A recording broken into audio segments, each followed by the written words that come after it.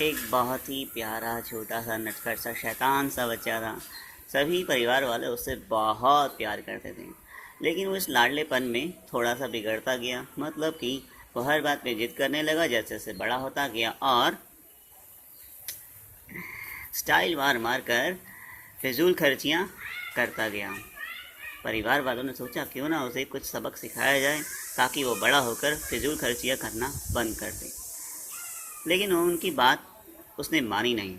धीरे धीरे वो और बड़ा होता गया और परिवार वाले अपने अपने तरीके से बात को समझाते और कहते, लेकिन वो इनकी बातों को दरकिनार कर देता। एक दिन उसके पिताजी ने उसको कहा, बेटा, ये जितनी भी मेरी संपत्ति है सब तेरी है, सब तेरी है और तेरी ही रहेगी, लेकिन तब जब तू मुझे कुछ कमा कर देगा। इस बात का फैसला अब तुझे करना है कि तू पहले मुझे कुछ कमा कर देगा कि नहीं देगा। तभी तो संपत्ति का कुछ कर पाएगा, नहीं तो ऐसे ही रहेगा। पुत्र को, उसके बेटे को यह बात कुछ अच्छी नहीं लगी।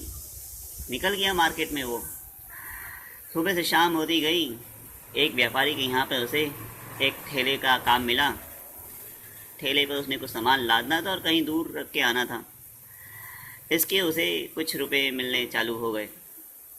तो अगले दिन से उसने काम चालू किया और शाम होते होते वो जो भी उसे पैसा मिलता शाम को अपने घर पे पहुंचता और अपने पिताजी को देता।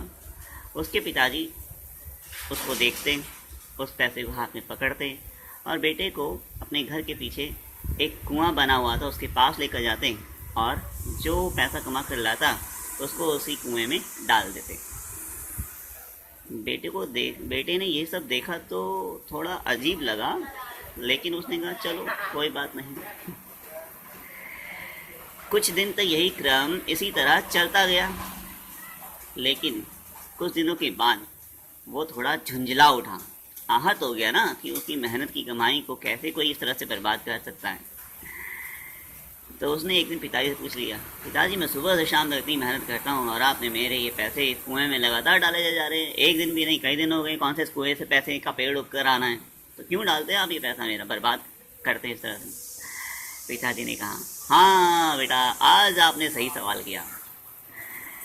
इसीलिए कि जिस तरह से अभी आपको लग रहा है कि सुबह से शाम तक का परिश्रम किया हुआ जो आपका काम है उसके बदले में जो आपको जो पैसे मिल रहे हैं उसको मैं इस तरह से बर्बाद कर रहा हूँ, तो सोचो कि जब हम लोग भी पैसे कमा के लाते हैं और तुम घर में बैठे बैठे अलग अलग फरमाइशें करके जिद्दपन में अड़ कर फिजूल खर्चियाँ कर रहे थे, तो उस पर मुझे कैसा लगता होगा। खर्चा एक दिन दो दिन सही लगता है, लेकिन रोज़ाना वो खर्चा पे खर्चा बढ़ता चला जाए तो वो फिजूल खर्ची कहलाता है। इस बात का उसके बेटे पर बहुत अच्छा असर हुआ। वह समझ गया कि पिताजी ने यह सब करने के लिए नहीं, मुझे सिर्फ सिखाने के लिए ये सब कहा था। तो उसने अपने पिताजी से माफ़ी मांगी और कहा कि अब मैं आपके इस दिए गए पाठ को समझ गया हूँ और आगे से मेरे पास जो भी संसाधन होंगे मैं उसका उचित तरीके से इस्तेमाल करूँगा, लेकिन फिजूल खर्ची नहीं करूँगा। Thank you.